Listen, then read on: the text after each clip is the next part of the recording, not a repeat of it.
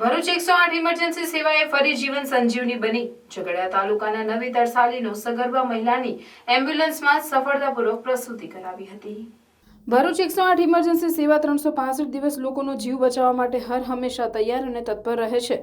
તેના જ ભાગરૂપે તારીખ 25 જાન્યુઆરી 2024ની ગુરુવારના રોજ સવારે ઉમરલા 108 ઇમરજન્સી સેવાને ભાલોદ નવી તરસાલી ગામનો પ્રસૂતિનો દેખાવો ઇમરજન્સી કોલ મળતા ઉમરલા 108 ઇમરજન્સી સેવાના ઈએમટી હિનાબેન અને પાયલોટ રવિન્દ્રભાઈ ગણતરીના સમયમાં 108 એમ્બ્યુલન્સ લઈને નવી તરસાલી ગામે હુસેની ચોક ખાતે પહોંચી ગયા હતા।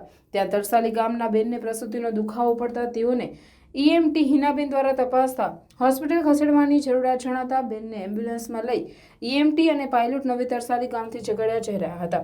તે સમયે ખડોલી ગામ નજીક સગર્ભાને અસહ્ય પ્રસૂતિની પીડાઓ પડતા ઈએમટી હિનાબેને પાયલોટ રવિન્દ્રભાઈને કહી એમ્બ્યુલન્સ સાઈડમાં ઊભી રખાવી બેનને ચેક કરતા જરૂર જણાતા તાત્કાલિક ડિલિવરી કિટ તૈયાર કરી અમદાવાદ સ્થિત ડોક્ટરના માર્ગદર્શન હેઠળ થોડી જ ક્ષણોમાં એમ્બ્યુલન્સમાં સફળ પ્રસૂતિ કરાવી હતી।